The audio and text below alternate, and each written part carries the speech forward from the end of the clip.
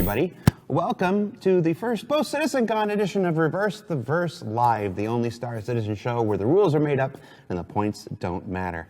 I'm your host, content manager for global video production, Jared Huckabee, and today on RTV, with our no frills, no intros, no things, no videos, no news of the week, we are jumping into a topic that I know is tried and true and very close to your heart, so we're not going to waste any time. We're going to start getting to these guys who perhaps need no introduction, but I will do so anyway because I love to hear the sound of my voice. Starting immediately closest to me right here is systems designer, Mr. David Colson. David, how you doing, man? I'm not a systems designer, but yeah, I'm David Colson. What do you I'm a gameplay now? Programmer. Oh, you're a gameplay programmer. Yeah, there you go. I don't remember. See, that's good. You could have just gone with it. Okay, I'm a systems designer. My name is David Colson. No, you're a gameplay programmer. I remember now. And joining us, John Crewe, Vehicle Pipeline Director. How you doing, man? Hi, I'm good, thanks. I was a systems designer. You were a systems designer way back in the day.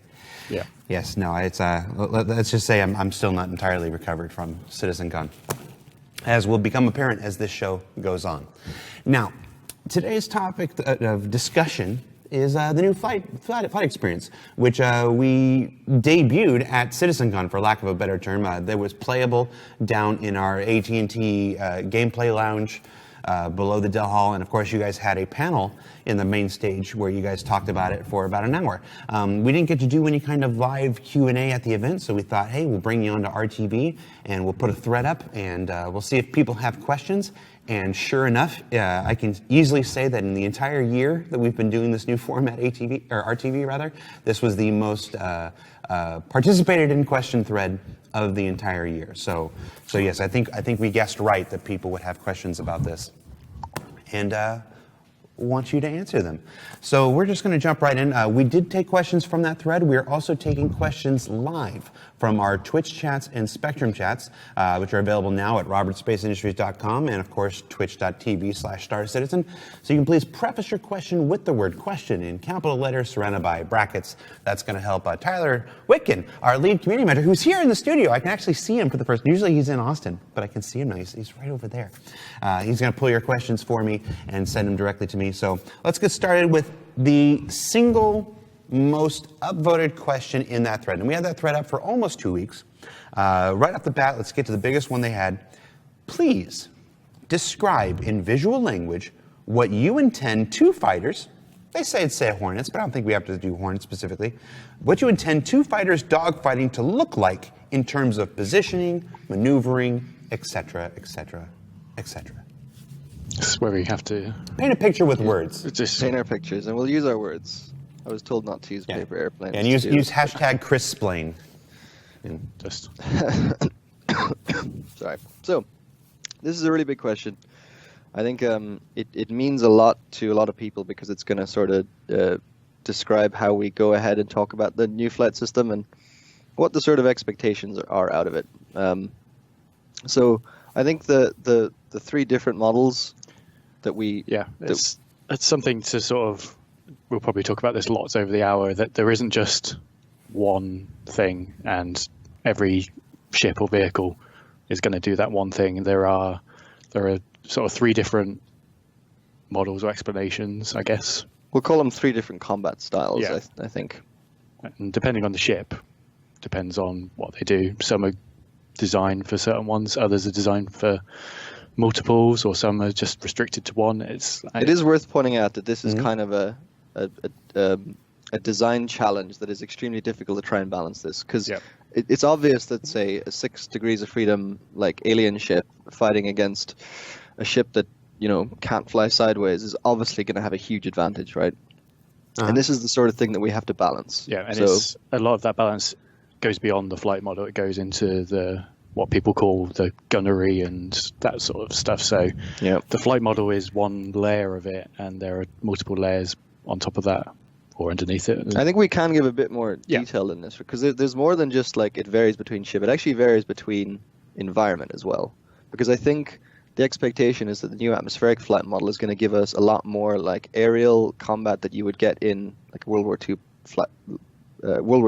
planes. So you're going to have a lot of forward movement, an enormous amount of vertical turning acceleration. So there's practically no slide in vertical. especially in things like the Gladius and the Hornet. And you can't really strafe. If you try and strafe with, say, the Gladius, the drag on the back of the ship and the tail will actually pivot the ship back into the airflow. Like, it wants you to fly straight. And the result is that atmospheric flight is going to feel like you're going to be in turning battles, and you're going to be trying to get behind onto the sticks of other players, and that's how you're going to do the best. But in space, that's not the case, right? In the same ships.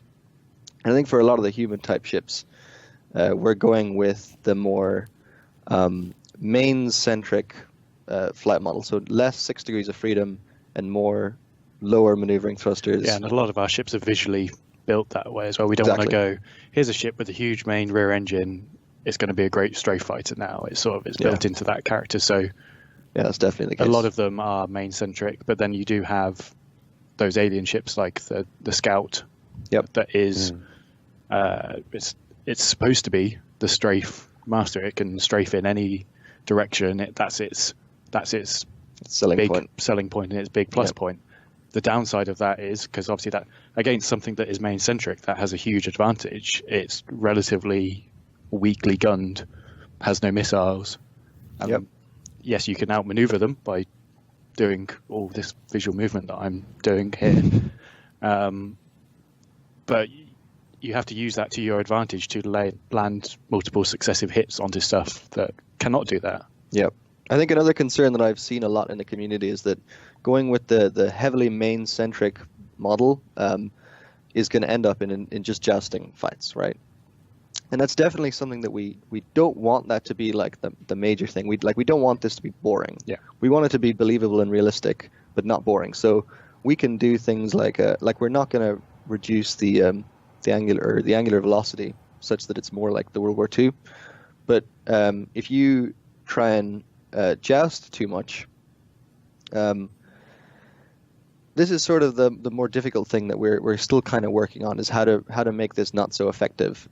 So we can, first of all, we can increase the maneuvering thrusters just to the very limit, such that it's not the dominant method. I think probably you're going to have inexperienced pilots who come and like just fly past, and they have like a short window to do their combat, and then they're going to drift off, and it takes a lot longer to slow down. Yeah. In the new ships than it does previously, so you're gonna carry on drifting past, and the hope is that we can balance that such that that's not boring, and it's not like just straight up jousting like that is not. Yeah, and again, you've got such a small, tiny window to do stuff with our current weapon setup. There are people that they only need that tiny amount of time on target to destroy other people.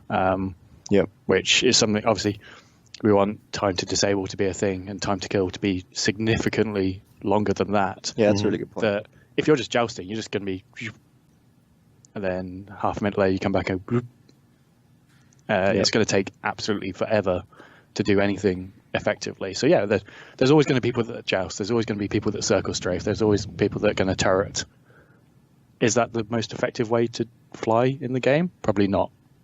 And it's all about working out, in my current scenario, in my current environment, with my current ship, what is the most effective thing. Yeah, absolutely. You mentioned that there are three. I want to put a little definition of this. 3 types, 3 kinds of flight. Do we have? Just because this is a conversation that will continue beyond this episode and whatever. Do you have terminology for those 3, the names that we can stick to them? Given that, I'll go with what the discussion in the community has been recently, because I think that'll, it's easy to relate to. We have pretty much the World War II flying, which is low angular velocity turn battles, which is the atmospheric flight. We have the straight 6 degrees of freedom, like move in any direction you want. And then we have the it's like the asteroids. The asteroids main centric model. And I think to be reasonably clear, a lot of the human centric ships are going for that style. The main centric, the main centric lower strength maneuvering thrusters model. Yeah, the alien stuff will, like the Xi'an stuff again, will be more the six ways. Yep. And then in atmosphere, they all sort of, certainly the human ones, then go back to being the World War II in space, or not in space, but In atmosphere. in atmosphere. Gotcha. So they'll now be, so now instead of every ship, we have, at present, flyable, we have something like 60 ships in the game now, and then ships that have been revealed to the community were upwards of about 140-ish right now. So they're not all going to fly the same. We're taking all 140 plus ships and basically assigning them to one of these three groups, kind of thing. Like these ships will be more World War II style, and these ships will be a more asteroid style, and these ships will be a more 6 Degrees of Freedom style. I would say it's more like human-like design ships like the Gladius and Hornet. They're always going to be that main-centric model with obviously variations between them. And then the more alien weird ships are going to be the 6 Degree of Freedom, but balanced, so they're not overpowered. And then atmospheric flight. Atmospheric flight is going to be that. Okay. Will be the World War II style. Gotcha. And I imagine there'll be some crossover. Like you have things like MISC that uses Xi'an technology, like with Reliant and stuff. So there'll be we'll play with some crossover between there and stuff. On that note, I think the Reliant is actually a really weird ship because its significant lifting airfoil is vertical, so it flies very strangely in atmosphere. It's a little bit interesting. And what about capital ships? Like these are fine for dogfighters and stuff like that. When do capital ships have a different type of flight? Are they more mainline stuff? So I think there actually is a question about how the large ships. So the capital ships have really high momentum, so low acceleration. They feel really, really heavy, and the expectation is that you're not going to be fighting those. They sit still and they fire turrets. Yeah, and as people found out with the Reclaimer when we introduced it, which was really the first big ship with a huge amount of mass, the amount of people I saw just going down, I'm going to fly down onto this moon now, and they didn't realize they had to stop so far in advance. It's going to be like that, but even if you're going to be moving these things, it's a serious effort, and it requires a serious amount of planning to work out where you're going to stop if you choose to. In the atmosphere, if they even get into atmosphere, naturally, they're going to be a handful. They're going to need big VTOL thrusters orientated correctly to even stand a chance of staying in the air or even getting back out. Because a lot of them, like super big ships that don't have landing gears, if you're going to start dragging them into atmosphere and gravity, it could be a really bad time to try and get back out. Yep, absolutely. Going off of what you just said, we have a question from the live chat that says, since weight is a factor in flight behavior, will cargo ships with full cargo holds end up having planets where the gravity will or will not allow them to land or even fly in atmo? Absolutely. Yep. That's one of the really cool things about the new flight model is it's very reactive to mass. So you can add more mass and it feels more sluggish. You can also, actually, currently you can't do this, but the hope is that you can put all of your cargo on one side of the ship and the ship will actually be unbalanced. And you'll actually feel that in the handling. That's a little bit more difficult to do because it's in a different physics grid, but we would like to do that. Yeah, Chris has mentioned that desire several times over the years. So, I mean, just quickly touching on that before people have a heart attack. Too late.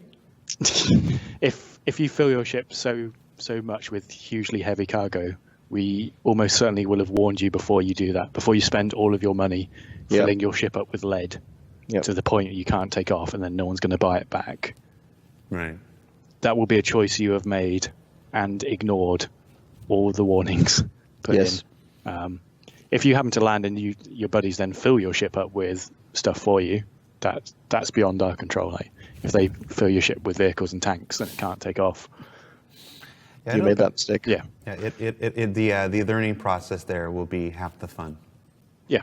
And then learning, as more planetary bodies come online, as more moons come online and stuff like that, and they all have varying atmospheres and varying gravities and what.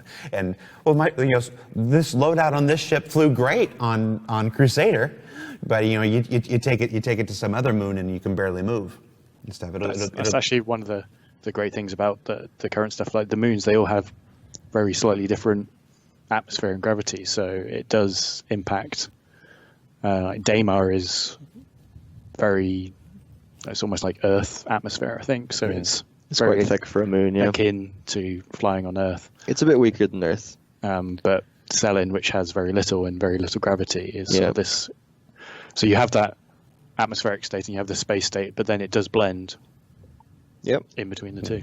You'll even have that atmospheric handling changes in the upper atmosphere. So if you are dogfighting in the very high atmosphere, it's going to feel different to dogfighting right at the ground. Down in the canyons and everything. Yeah. And again, you can use that to your advantage. So if you know you're weak fighting in space, but if you can get down to the planet's surface. Yeah, that'll be good. Pilots will have to make judgment calls based not just on what they're flying, but who the aggressor is flying or whatever. And you might realize in upper atmosphere, I'm toast. But if I can bring him down to the hard deck, I've got a better chance of surviving because my ship's more maneuverable down lower than theirs are. Yep. Yeah. That'd be cool. Yep. All right. Second question on the thread, the most voted up question.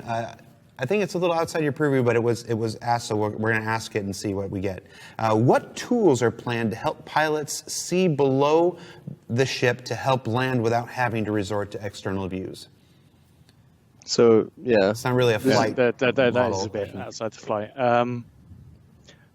I guess this is the leading question going towards, can we have render-to-texture MFDs to look outside our ship, which the graphics guys always get very nervous about. Yeah, it's expensive. It's very expensive because essentially it's rendering the world twice unless you do a full screen view, at which point you might as well just be looking through a third-person camera. It would be more doable to have some kind of some small geometrical representation of the ship so that you can see its orientation, and then if we have the landing pad shown in front of you. We had this quite a while ago, and it's something that we need for specific landing zones. The automated landing had the representation of your ship, and you lined it up, and you saw it come down. And that will definitely come back for that, but it won't help you with unauthorized landings. Right. So that essentially needs to be expanded. That feature, and then we can more like an AR kind of thing. Yeah. Yeah. Okay. Question from the live chat: how does this new flight model affect ground vehicles or hover vehicles? So that's a very topical, because I'm literally working on that right now. I mean, not right now. Back at my desk 20 minutes ago, I was working on that. So the atmospheric flight model will affect it to some degree, but the bigger thing is that Gravlev itself is getting a lot of redesign in terms of how it actually feels, right? So it's not just Gravlev bikes are going to be as they were, but with extra atmospheric physics. They're actually going to feel quite different, and we're kind of reevaluating that to try and make them feel more grounded and feel like they're interacting with the terrain a bit more. More reliable.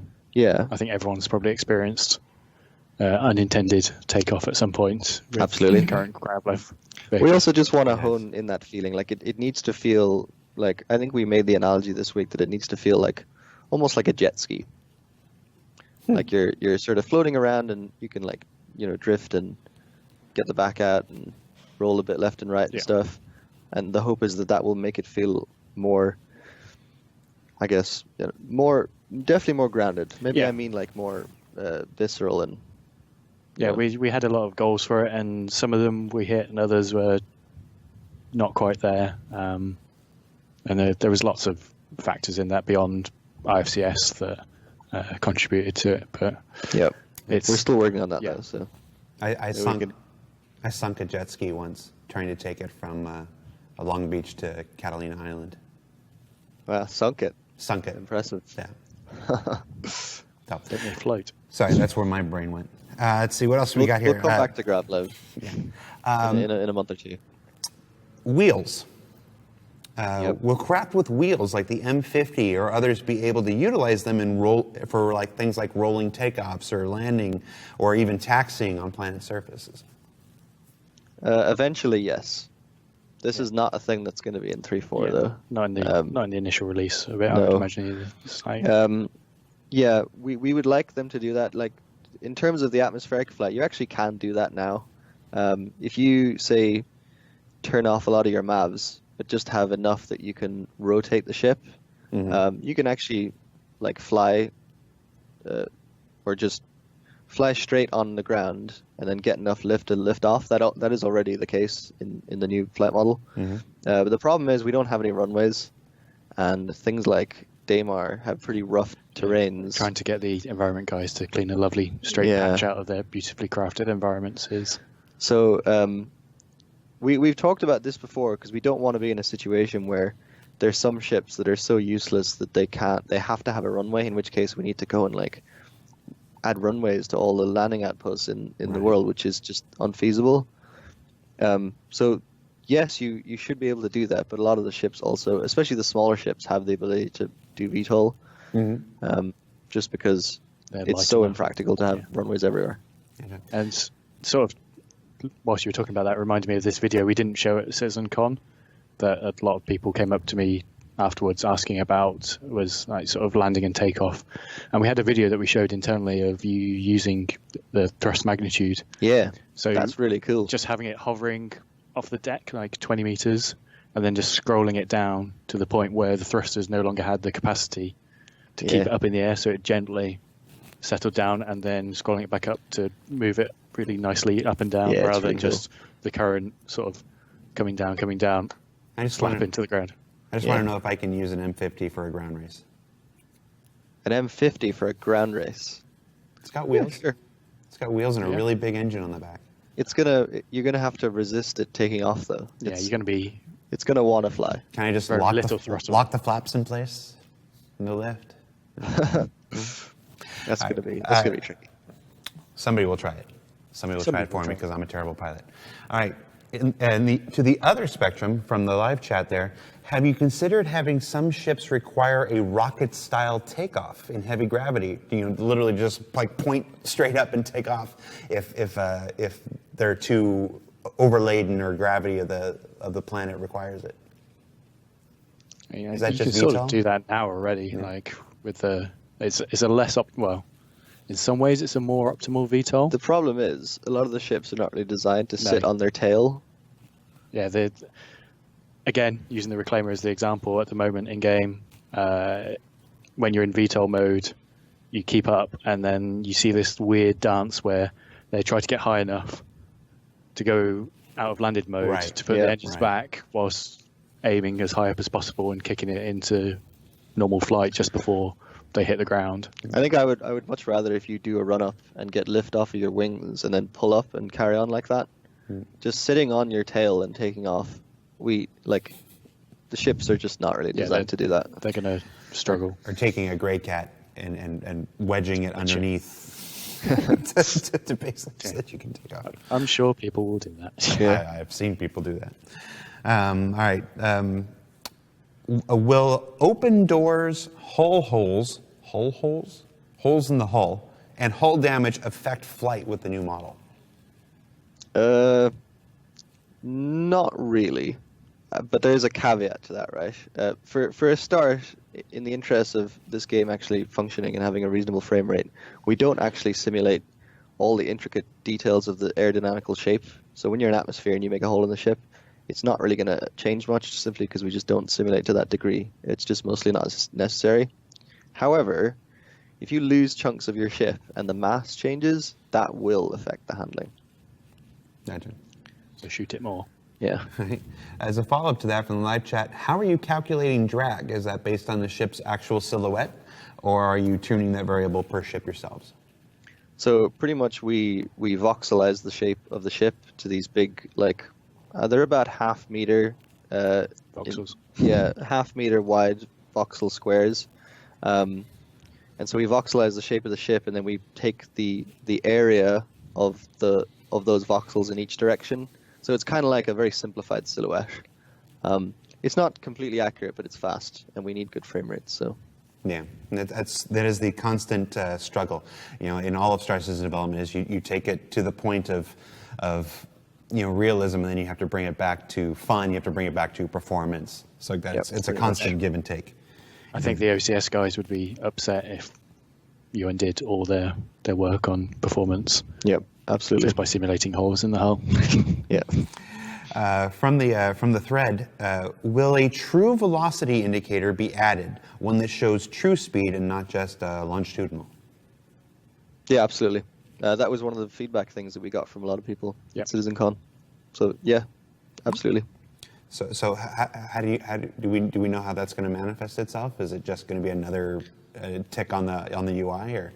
So we still haven't really decided, because again, this came out of feedback from CitizenCon. But the options are pretty much to replace the current velocity indicator with a true velocity indicator, or to have two, and have the true velocity one and then the forward one, or forward and back.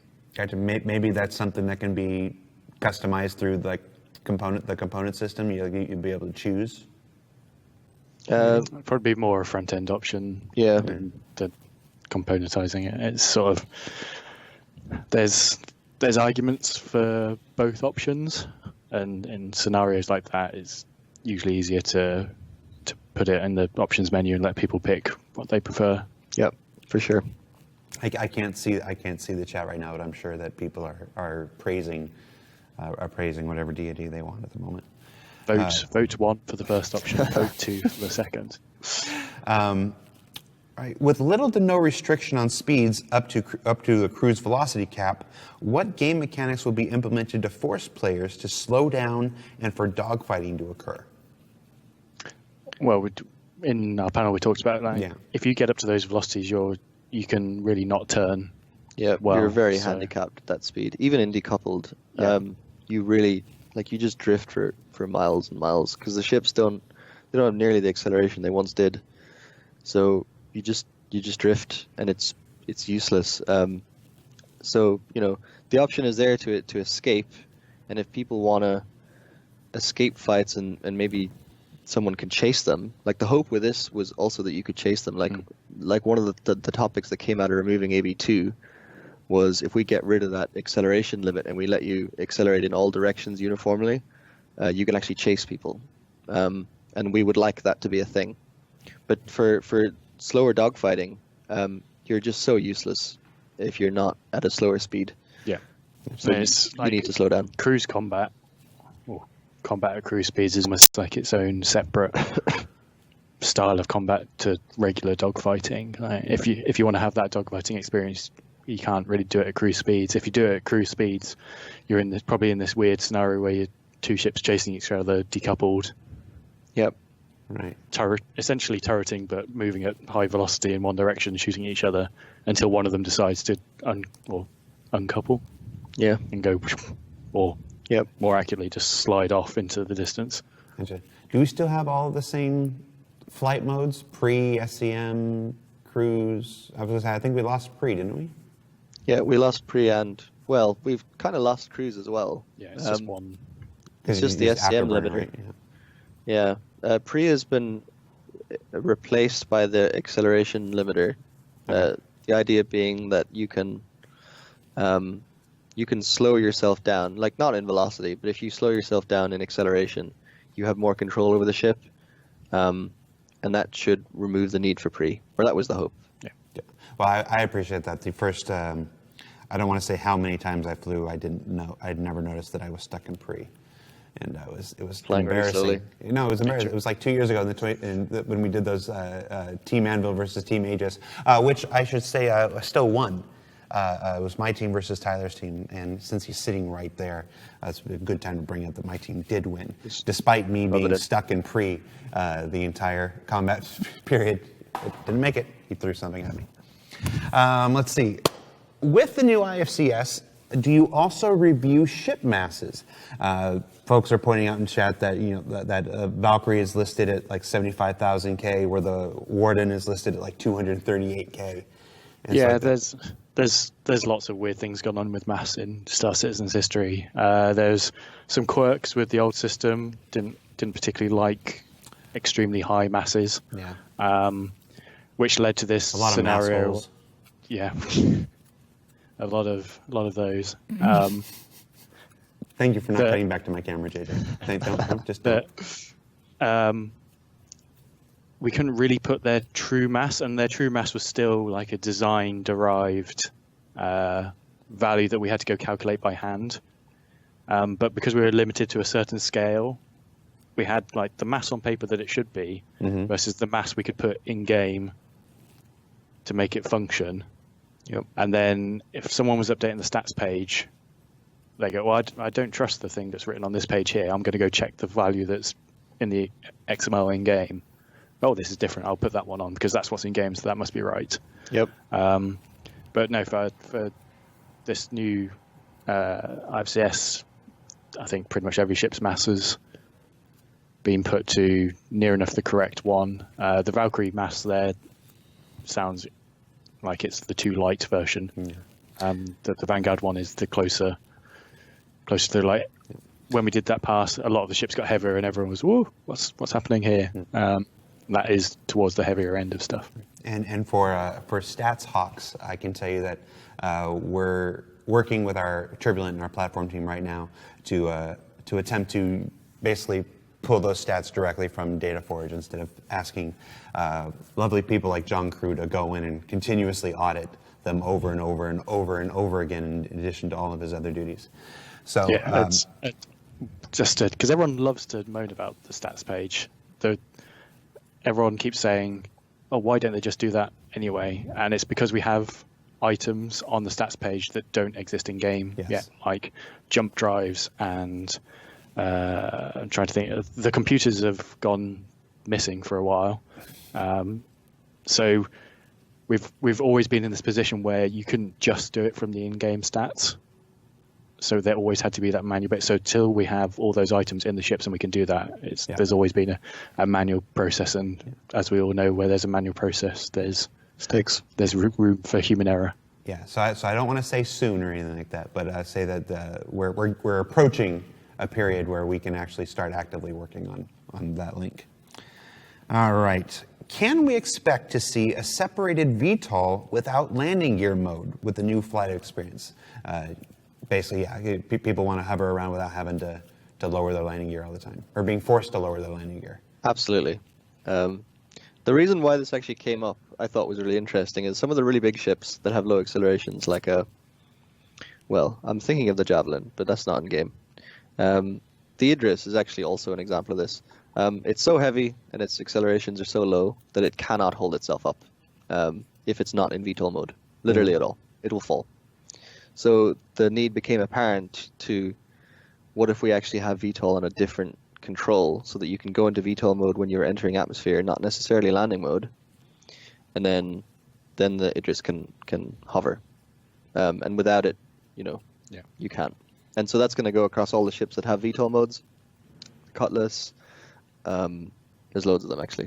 Yeah, specifically saying VTOL doesn't specifically mean engines that rotate and do crazy obvious things. There are ships that have like built-in VTOL thrusters in the underside, like the Starfarer actually has some big underbelly VTOL thrusters. So visually they look like yeah. giant maneuvering thrusters. Yeah. So if you hear a ship saying, "Oh, it has VTOL mode now," we're not done some secret rework to add big spinny thrusters left, right, and center to everything. Yep.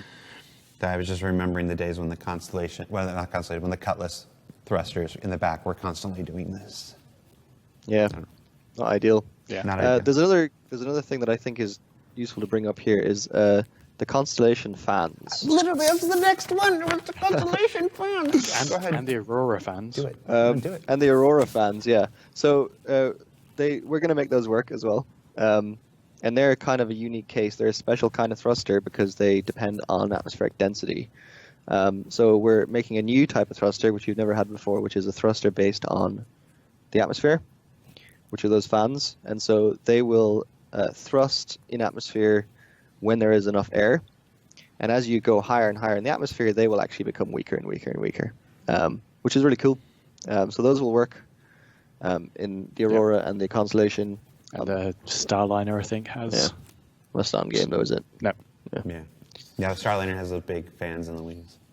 I think they're the only Starliner three. fans represent. We've not forgotten about you. You have forgotten about me. Everybody's like, Carrick. I'm like, the Starliner. I even sandbagged Todd Pappy and talked to him about a people transit system, and I was like, I don't know why, but I do know why, but it's just a place close to my heart. All right, since we're talking about VTOLs, if the power and endurance of maneuvering thrusters is being reduced overall, how will some of the larger ships that don't have VTOLs be able to take off and land without burning them out? If they don't have VTOL mode, they can't take off. Is pretty much the answer. There is a line that can be crossed where things become a one-way trip. There's no way around it. Again, this comes back to what I said before. Like, just because they don't look like they have big VTOL thrusters, like some Doesn't of them mean may they have don't have them. Doesn't mean they don't have them. So, but things like the Javelin, if that decides to go in the atmosphere, that's going down, as people have seen on Daymar, and that's not coming back up again. Yep, for sure. Gotcha. All right. From the live chat, anything you can tell us about how missiles are affected by the new flight model? Currently, they're not, if I'm being quite honest. Mm-hmm. Yeah, missiles are not on IFCS team. They're on another team.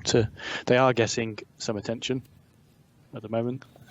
Hence why we asked for that feedback in the PTU section. I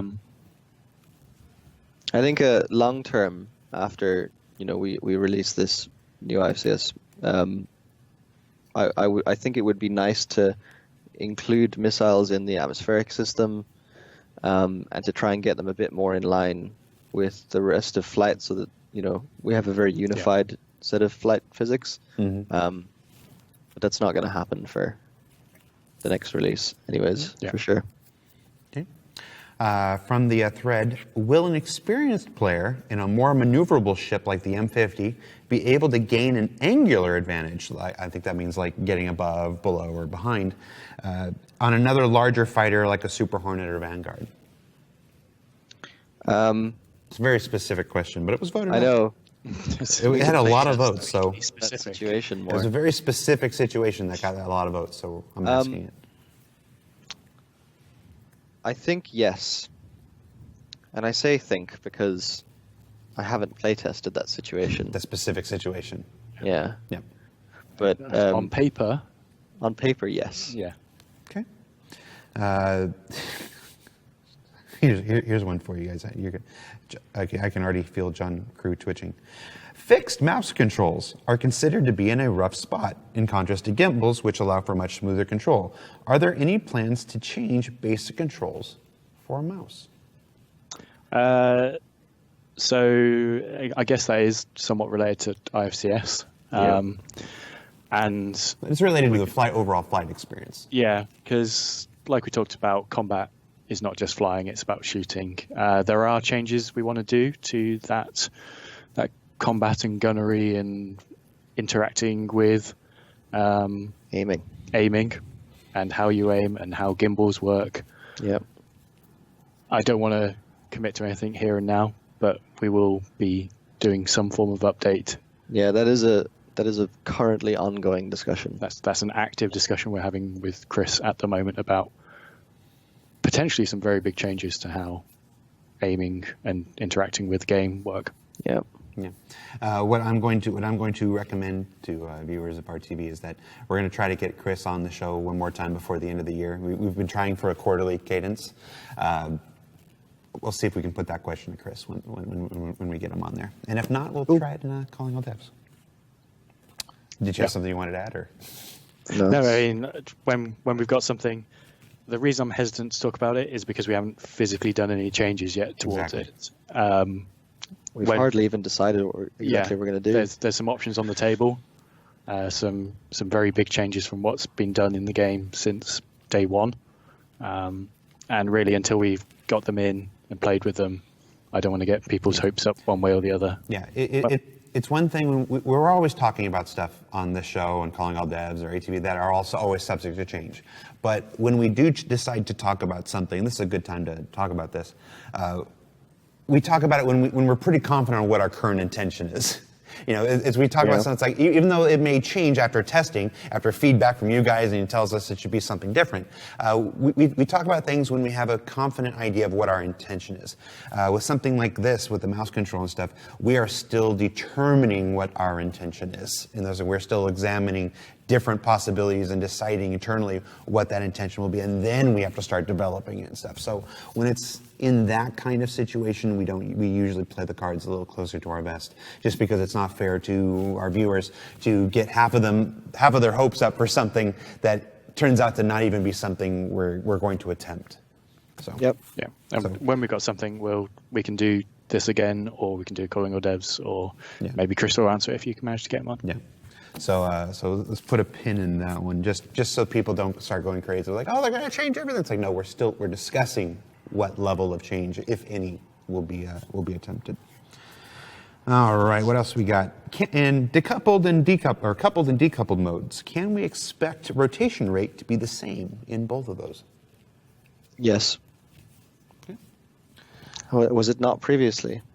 I'm It should trying be. to remember. I'm just going to say I thought it was, but I'm by no means the expert pilot. So, Given how the system works right now, they should be exactly the same. and if they're not, let us know. Yeah. From the live chat, how will the new flight model treat asymmetrical ships when in atmosphere? Yeah, they fly really badly.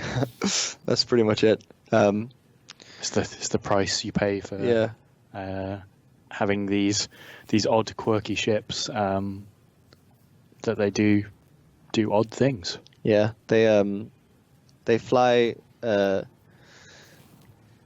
strangely.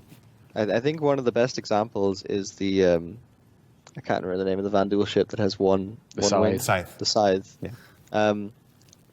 It has a tendency to turn and roll. In So atmosphere. the thrusters will try and counteract that because, IFCS's job is to keep the ship stable. It'll try and counteract it, but you'll see the thrusters fighting that. Yeah. This is a good time to mention that this is also going to be dependent on the severity of the asymmetry. Yes. Something like the Scythe is very clearly, like this, while something like the Star Runner, for instance, is asymmetrical, to a lesser extent. Yeah, the Star Runner is almost symmetrical, with very minor differences to it. It's like that's probably going to be a fairly good atmosphere because it's got essentially a large delta wing shape-ish. Exactly.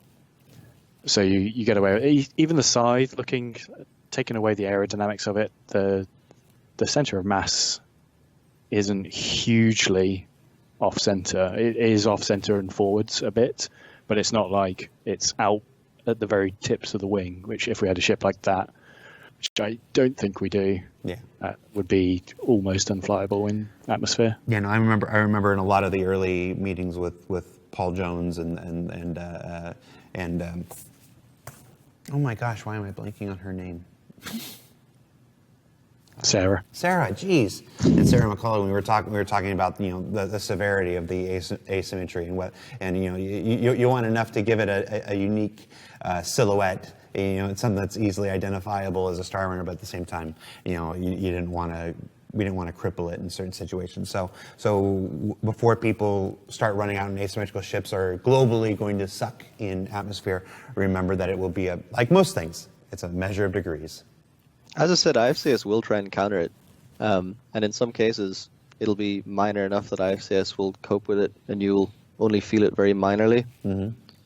it also depends how you fly as well. That's true. If you're going full tilt, you're at the high end of that. From the thread there, will the new flight model make it almost impossible for a pilot to hold an immobile ship at a weird angle 10 meters off the surface of the planet? They're talking about the things when you see a Gladius just floating 10 meters off the surface of a planet like this. So that depends on the ship. Depends on the planet. Yeah, and it depends on the planet. Obviously, if you're in Delamar, which is barely any atmosphere. Oh look, there's Paul behind us. If you're in Delamar where there's hardly any atmosphere, you can do that. It's no different to being in space, essentially. Well, I actually correct myself. I don't mean less atmosphere. I also mean less gravity. That was a mistake. Yeah, when there's less gravity, you can do that. In places like Hurston, where the gravity's really strong, a lot of the ships really struggle, and generally they struggle the bigger they are. So something small like the Merlin can do that, and something like a Cutlass is going to struggle. And you'll see if you say, "Oh, my hand's not high enough." If you roll over in the Cutlass, such that it doesn't have as much thrust anymore, because your VTOLs are now not pointed down, the thing will start doing this. And you do it more, it'll start drifting down more and more and more, and then you'll rotate it back again. It'll kind of steady itself. So yeah, yes, you can no longer do that. But as I said, it depends on the ship, for sure.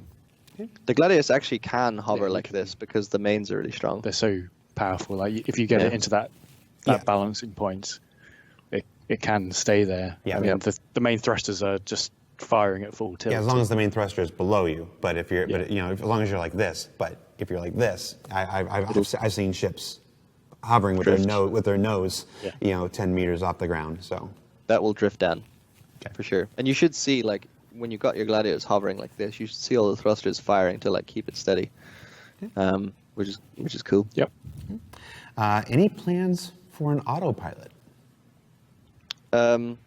So we actually already have an autopilot, but it's not for player use, I guess. We use an autopilot for all of the AI flash. So we have this internal autopilot where you can queue up commands and the ship will go and execute them. And the flight AI team uses that to control the ships. We do sort of use it, I guess, for the automated landing. Yeah, to that's an extent. The automated landing and takeoff uses the same autopilot. And for small ships, I can't ever. Well, single seaters, it's like you should really be doing that yourself. For multi-crew ships, I would imagine we would task one of your AI crew members. Yeah, you task one of your AI crew members to fly. So yes, it would be doing autopilot, but it's by proxy of there's a NPC in the seat. There's no plans currently for a player authored autopilot. Like, I'm gonna sit in my ship and plan a route and then sit back and watch it fly. That's we don't have any plans for that. Even on the big cap ships where you would plan your route, but it then sends it to the helmsman to go orientate to this direction for this amount of time. Now change to this one. Did I just hear you say that there's auto takeoff?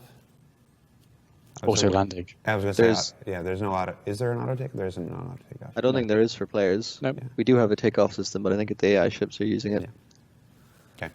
Theoretically, we could do it. Yeah, I mean, it might be something that we want to do for Squadron. We had a very rough version of it for the Squadron live stream, just because it makes it nicer than to show off than letting players in the Gladius in the Idris hangar in the Gladius. That's obviously a very confined space to hover up and then go out the front. So that bit was automated during that live stream, but that could be done. Well, that can be done manually at the moment. It's just for the purposes of showing it off. It's much nicer to automate it. So I'm thinking about Lorville. For restricted areas. I'm thinking about Lorville, getting into and out of Lorville. As more people go to Lorville and stuff like that. And so, I mean, we're pontificating here. We're saying that the tech exists, but there's no currently planned implementation for an auto takeoff for players. So no. The tech exists for AI, but not players. Gotcha. We would like you to fly the ship yourself. Generally speaking, whenever we can. Question from the live chat. We're almost wrapped up here. What do you think of the possibility to allow us to save presets, like to save a different throttle or thruster settings, so we can activate them in specific environments? This was something that came out of CitizenCon feedback. A lot of people asked for this. It's definitely something we're discussing. Yeah, for sure. It's got some benefits. Obviously, downsides is stuff that we hadn't planned on doing, so it's not in the original scope of work. We're talking about it, but haven't really. I think the thing that a lot of people talked about was presets for the power MFD, so you can you can hit a button and overclock specific thrusters, which we might need to have a different UI to deal with that. We briefly touched on it in the panel talk that this was literally the existing UI at the time with all this stuff jammed in. Whereas if we were doing this from scratch, we would have a different interface. And from talking with the UI guys, even in the original concepts for what's in game now, there was this rather than just being one humongous list of items, it was essentially grouped all the items together, and then that group had its own toggle. So you could toggle off all the coolers in your ship, or you could toggle off all the power plants in your ship, rather than just having to go click, click, click, click, click. So you could, for example, change the power settings on all the maneuver thrusters as a group, and then all the mains as a group. That I guess that would be the end goal. Yeah, we could use that. Last but one thing here, are we ever going to see a return to dynamic speed caps? Like when the thrust to mass ratio affects how fast IFCS will let you go for maximum cruise speeds? So not in space, but we do have a dynamic speed. It's not really a speed cap, but there is a speed limit in atmosphere that is dynamically stumbled on because of the drag. So if you overclock all your thrusters and stuff, you can actually increase the top speed just because you can push against the air harder. But in space, I'll never forget all those people on the landing pads at Olisar just going up to their ships and taking off all the bits and just leaving them on the landing pads just to go slightly faster. Yep. No. So pretty much no. We're not going to do that.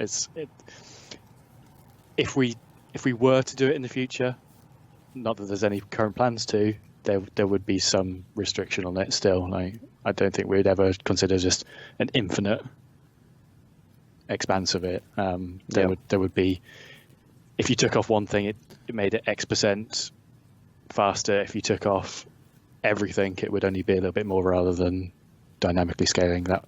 That's what happened before, and people proved why they weren't allowed to do that. Gotcha. Somebody in chat just said I look like the love child of Abe Vigoda and Leslie Nielsen, and I can't help but laugh because he's kind of right. Before we let you go, any final thoughts you want to share with the community about your work on the overall new flight experience? Not hugely. I think one of the big takeaways from today should really be the first question we answered, which is our goal here, which is the main-centric, low maneuver, where we're going to find some balance where we make that experience fun, but also, realistic. Yeah, and the skill to learn. So all the pro pilots out there have something new to learn. It's not going to be like how it was. It's sort of the day it drops, everyone's going to be back to square one. And if you want a challenge, then the challenge is going to be learning how your ships fly and how to maximize them. I think because you've learned on Aurora. It's definitely the case that when this flight model drops, there's going to be a lot of relearning how to fly, which I think is exciting. Mm-hmm. I don't know if everyone's going to be too enthused, but I think it's really exciting and it's really cool that we can. It's good to finally talk about it because we'd sort of been quiet about it for a long time, and now people hopefully know why we were quiet about things. Yep. As with any change, and this is any change to anything in the world, but Star Citizen is no exception. There will be resistance when it first comes up from people who just resist change in all its forms. But from my perspective and seeing what you guys are worked on, I think if people give it the chance, and people participate in the feedback, hit Spectrum in both the chat and the forums, go to the streams, and talk with your fellow players who are playing and stuff like that. I think this is an exciting opportunity to grow from here, because when this goes live, this isn't it. It's out in 3.3 or 3.4, and then we're done. This will continue to iterate. This will continue to evolve. But I think this is one of the most exciting revamps that we've had to Star Citizen. I would like to add that there's a point that we want to get to with this flight model where we can tentatively call it finished. Like we have the vision that we have that we've laid out today, and we're going to work toward making that vision fun. And the hope is that iteration will get smaller and smaller and smaller over time until it decays to it's done, and we're happy with it and we can leave it alone. Yeah. We don't want to keep revamping the flight model every couple of years. Forever and ever and ever and ever, and forcing people to relearn every 2 years. We're gonna get it to a fun state, and then we're gonna call it a day. I'll remember you said that. All right, that's it for the show this week, guys. Thank you so much for joining us, John Crewe and David Colson. As far as housekeeping for everybody else, a reminder that we have 2 different community contests that are about to start in just a few minutes. We are approaching Halloween, so there is a Halloween pumpkin carving contest.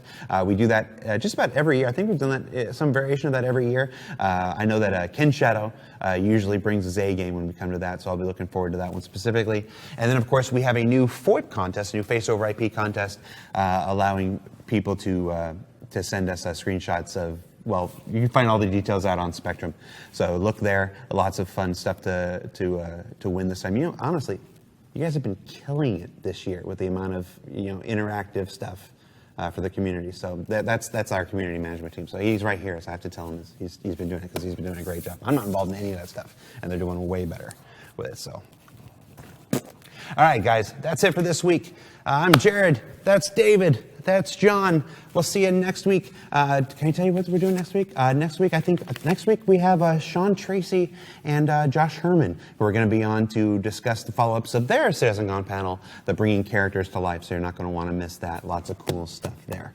So take it easy. We'll see you next week, everybody.